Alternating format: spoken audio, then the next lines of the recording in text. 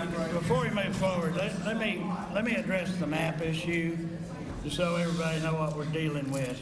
Those maps were created by aircraft flying over what they could see to be the burnt zone, using GPS telemetry.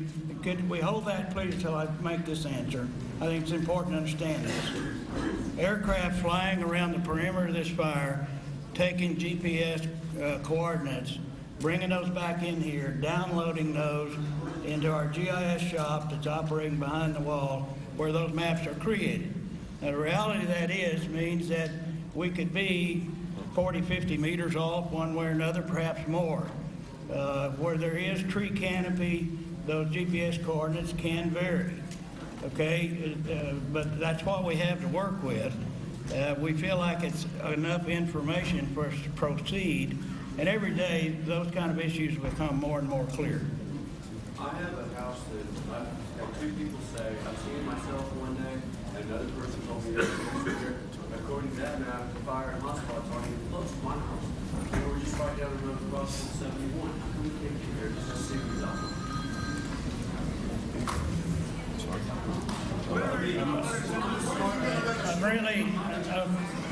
Let me back up a little bit. What we've done right now is the first of many activities in terms of reentry. We're calling this a partial reentry plan. We've had only a few hours for all of the people here that you see and all of our experts in the back to come to an agreement that it's entirely safe without risk to do what we have just done. That doesn't mean it's going to stay that way forever.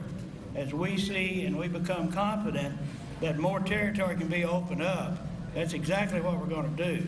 But we've got to have complete buy-in from the experts that work for us here that that's appropriate to do.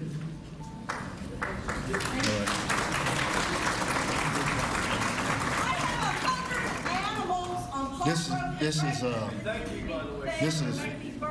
is the phase one of our reentry plan. We will post the map of this at 2 o'clock, and we're asking everyone not to go in until 2 o'clock. 2 o'clock is the first time you'll be able to go into those areas that have been designated.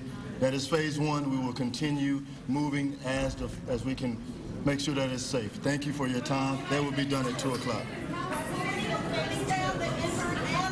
The question is phase two. As soon as we're able to work that out, we'll give you a time frame on that. Yeah, we'll be back here at 4 o'clock, and we'll be able to give you more information.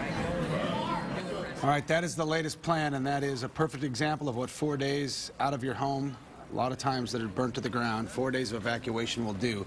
You got some short fuses out there, and trying to get phase one of this reentry plan into place and get these people back in their homes. That is the goal that they have here. But again, you're gonna have some glitches when you're talking about 34,000 acres that have been burned. A lot of frustration, and you can understand why. 5,000 people have been evacuated. That's 20 neighborhoods, I think, was the last thing we heard. And really, they just want to know, if their homes are okay. So at 2 o'clock today, that phase one, they're going to be starting to let them back in. They said there will be a phase two. You heard that frustration there. Lots of people not on that list. They're going to have blockades set up too, and still continue to keep people out of the areas that are not approved for re-entry. And again, they say that this is based on, we're confident that it's safe for you to go back in. And again, I'm sure job. that our web team is working on getting those places posted on our website. So we'll get that up on our website just as soon as we can. There's a lot of very specific streets there. So we will get that up just as soon as it becomes available to us. Yeah, we heard Judge McDonald earlier this morning say one thing we're going to guarantee is we're going to keep the media involved as well and give them the press releases and the latest information so they can post it. So they're trying to disseminate all of this information.